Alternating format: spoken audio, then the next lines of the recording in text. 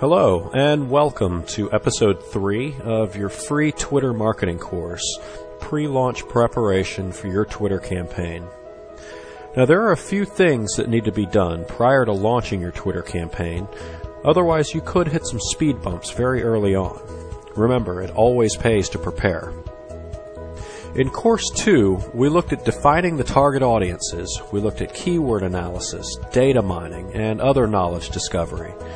Now, what do we do with all that data after we acquire it? This is probably the step that takes the most time and creativity to complete, but it has to be set up initially and it'll certainly pay off in the end.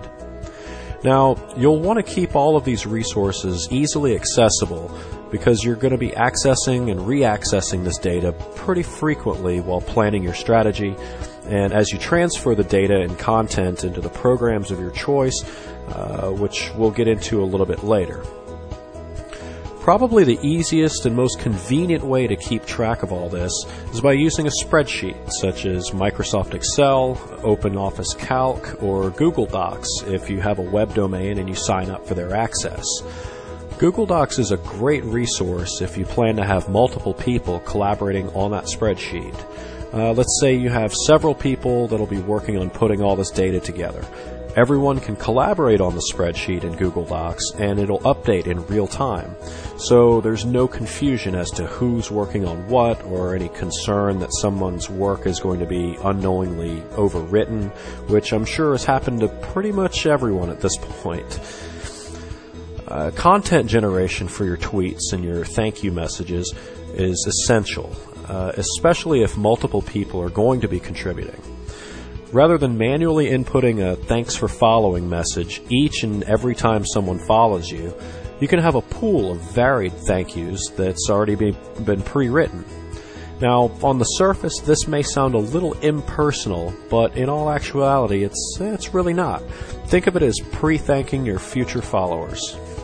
Not only will this save a lot of time, but it also pretty much guarantees that their follow request won't go unanswered because it got buried in your inbox.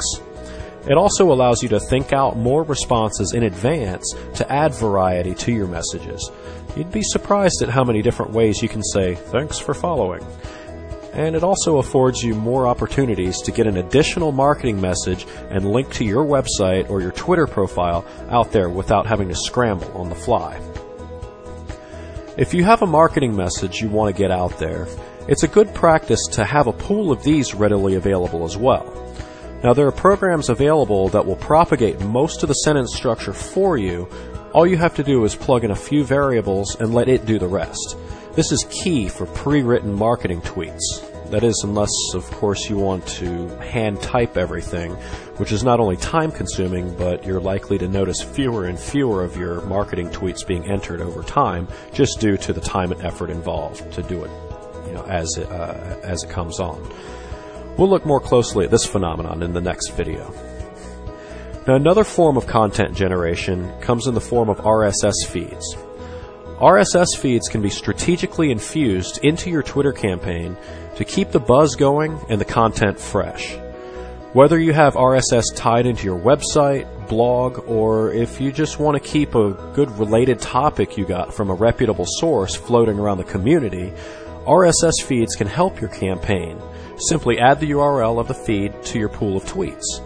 For organization and convenience, I'd recommend keeping your RSS feeds in a separate tab in your spreadsheet document.